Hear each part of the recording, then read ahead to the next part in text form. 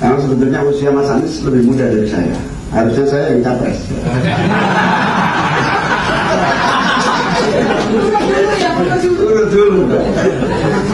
Untuk sebuah bangsa untuk maju, maka yang menentukan bangsa ini semua maju bukan mereka yang kecepatannya paling tinggi, bukan. Bapak Ibu sekalian pernah lihat kereta kuda? Kereta kuda yang kudanya itu 6.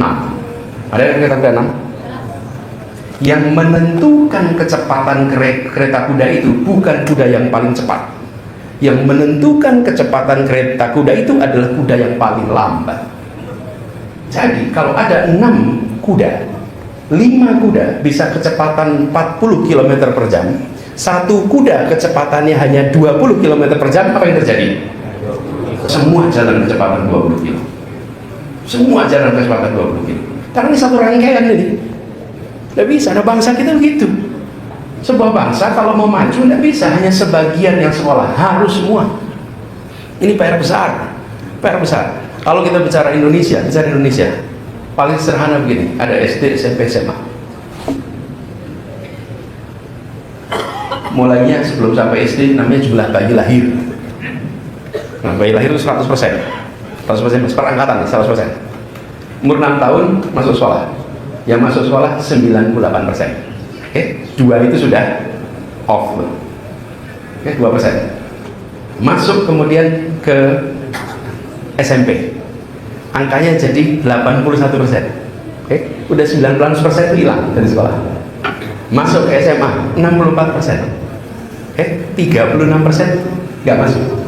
Bentuknya seperti ini. Seperti piramid. Selama kita bentuknya seperti ini, maka pendidikan lewat sekolah kita tidak akan bisa mengubah bangsa kita.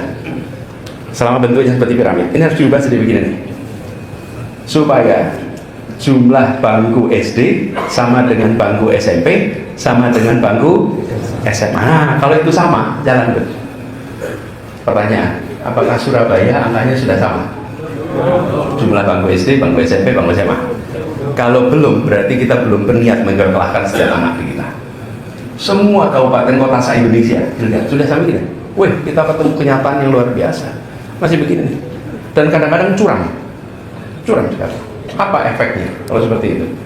Efeknya kita sering bicara tentang kualitas pendidikan, kualitas sekolah, betul ya?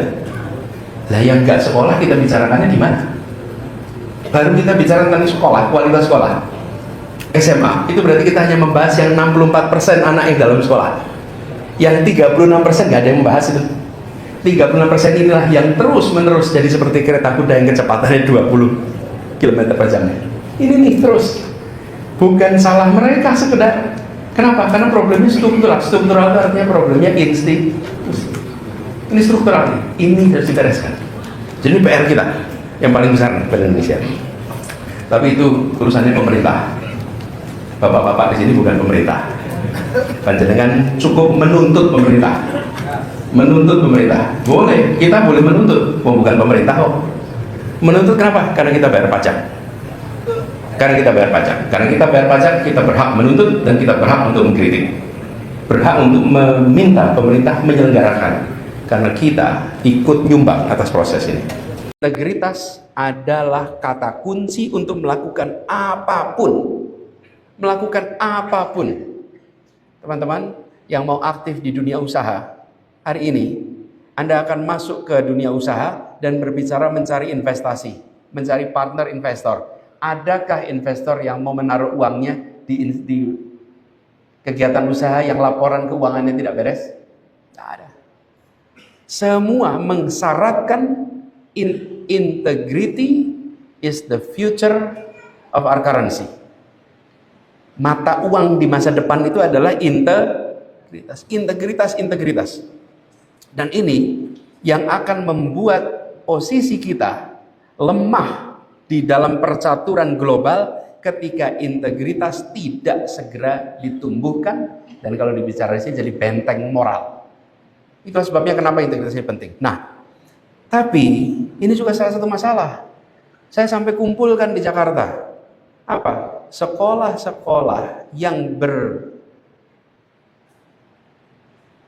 berasaskan dan berlabelkan Islam, integritasnya rendah. Sampai dikumpulkan di Jakarta. Bisa diingat tuh nanti. Kumpulkan semua.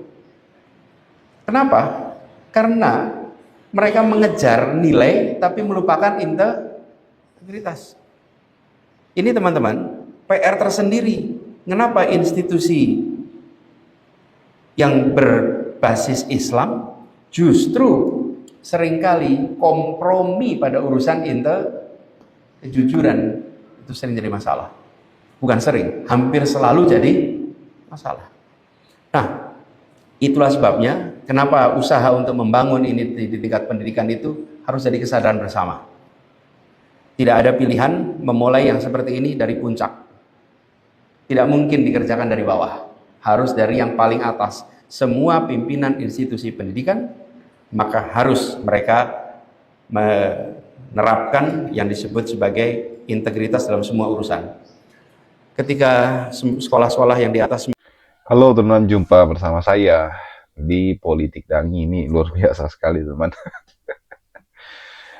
Dan kalau kita melihat gebrakan Anies Baswedan ya, tokoh yang sangat luar biasa ini teman ya, tentu harapan masyarakat pasti banyak lah ya. Ya, masyarakat ingin Anies menjadi presiden, ya, menjadi pemimpin masa depan dan sebagainya teman. Sebab Anies ini tokoh yang betul-betul cerdas ya kan. Tokoh yang betul-betul membela rakyat kecil. Ya, contohnya aja bagaimana ia di Jakarta ya. Bagaimana masyarakat sebelum-sebelumnya teman-teman di Jakarta itu banyak penggusuran dan sebagainya. Namun di zaman Anies itu bahkan tidak terdengar ya penggusuran. Ini kan membuktikan bahwa bagaimana gebrakan Anies, teman-teman. Anies dekat dengan masyarakat dan sebagainya. Bahkan setelah ia bukan menjadi apa-apa pun saat ini ya, bukan pejabat publik ya, beliau selalu dekat dengan rakyat teman-teman, mendengarkan aspirasi masyarakat ya kan, bahkan membantu masyarakat dengan membuat organisasi sosial. Menurut saya itu adalah sebuah langkah yang sangat strategis dari Anies, dan menurut saya itu adalah sebuah hal yang sangat perlu diapresiasi ya. Ya tidak mudah mungkin perjalanan Anies teman-teman, tapi saya yakin bahwa apa yang Anies lakukan per hari ini adalah sebuah langkah yang sangat berani ya kan. Dan apalagi pada saat ini Anies sedang membangun partai politik ya. Ini jauh lebih berani teman-teman. Anies pintar ya menggunakan momen yang sangat berharga ini. 2024 beliau kalah di Pilpres ya. Kekalahan yang menjadi awal kemenangan. Sebab kalau kita melihat kekalahan Anies kemarin itu mencapai 25% teman-teman, suara atau 40 juta. Menurut saya bahwa itu adalah modal politik 2029 yang sangat besar ya.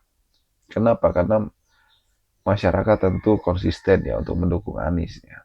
Apalagi kalau kita melihat pertarungan 2029 ini ya sebenarnya tidak mudah juga untuk melawan petahana. Tapi ya saya yakin bahwa Anies itu bisa dan mampu teman-teman. Ya kan? Apalagi kalau kita melihat Anies saat ini terus bergerak ya. Terus bergerak untuk membantu masyarakat. Masyarakat mulai sadar bahwa ya Anies adalah sosok pemimpin yang betul-betul merakyat. Bagaimana menurut kalian?